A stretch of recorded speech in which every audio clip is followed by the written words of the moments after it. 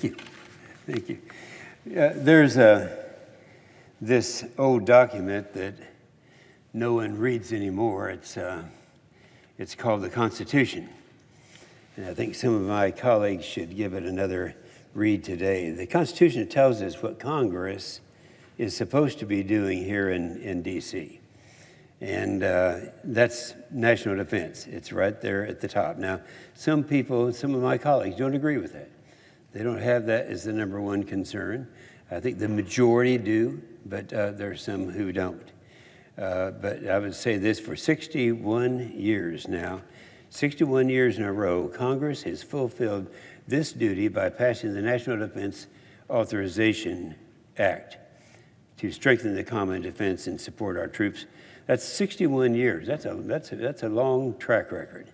And this year will be my 62nd, and I'm proud to say that I've had the opportunity to vote on over half of them in that time frame. So I think I have a pretty good understanding of what it takes to get this bill done and the significance of this bill.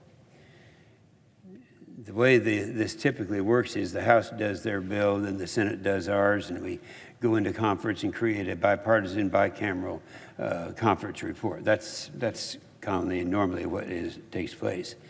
But that takes time. It really takes months. You know, I've been in a position of being active in this for a long period of time. So when I look at the legislative calendar right now, I get concerned. The days are ticking down, and frankly, we're running out of time to get this bill done, to do it the right way. And we're talking about the most important bill that we consider all year. Now, some people don't agree with that, but I certainly do. This tells us our ability to defend and help America to survive. Senator Reid and I believe deeply in this bill. We held a markup on June 15th and reported out a strong bipartisan bill. That was 3 months ago. Now, we've got an election in November. That'll likely eat away at the limited time that we have. We saw last year what happens when this bill isn't given enough floor time. Last year, Majority Leader Schumer waited until the last possible moment to try to jam through the NDAA, National Defense Authorization Act, without debate right before Thanksgiving. If he delays it again, we don't get an open amendment process where every senator has a chance to improve the bill. Now, we're talking about every senator, not just the members of the Senate Armed Services Committee, but all the others that are out there that have an interest in how to make this a better bill. We could have virtually unlimited amendments, a process that we've enjoyed in the past. Now, if he delays, we get jammed in a negotiating conference bill with the House. The whole process would take longer, which leaves our military with more uncertainty and prevents them from moving out and getting things done. There are real consequences to waiting this long.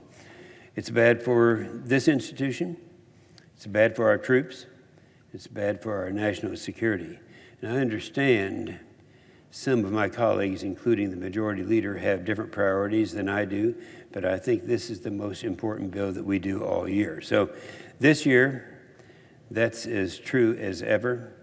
We have threats. We have two countries out there, Russia and China.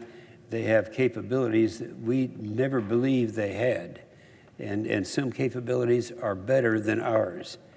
People have this assumption. When I go out to Oklahoma or anywhere around the country and I talk about what we're doing here and explain to them that is we have other countries out there. We have threats that are there, and most people now agree that we're in the most threatened position that we've been in a long period of time, and the scope of the threats that we have. Senator Reid and I deeply believe this bill because it responds to those threats, that it takes care of our troops. We finished markup 3 months ago. We could have gotten started. We could have been finished by now. And I got to admit, Mr. Chairman, that I have a selfish motive. Now, how many members of this body are going to stand up and admit that they have a selfish motive, other than me? And that motive is that I want to get this bill done because it will be my last National Defense Authorization bill of my career. I want to make sure it's done right. I would hate to leave here without finishing the NDAA, without fulfilling our promise to our troops and the American people. And I would hate even more to see the bill's 6-decade track record broken. For the last 4 years as chairman and now ranking member of the Armed Services Committee, I have fought tirelessly to pass this bill. And I know that the majority leader doesn't want to be responsible for the demise of Congress's last remaining annual authorization bill. There's really no time to waste. We're out of time now. The Senate's going to have to do now. You have to do the NDAA. With that, I'll yield the floor.